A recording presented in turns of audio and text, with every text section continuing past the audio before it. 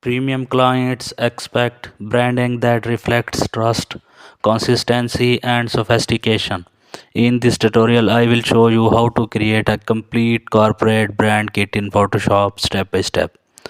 Start by creating a new A4 size or presentation size canvas and add your brand name and tagline that at the top. Define the primary logo, choose a color plate, and add a typography selection like headline, font, body font, and usage example.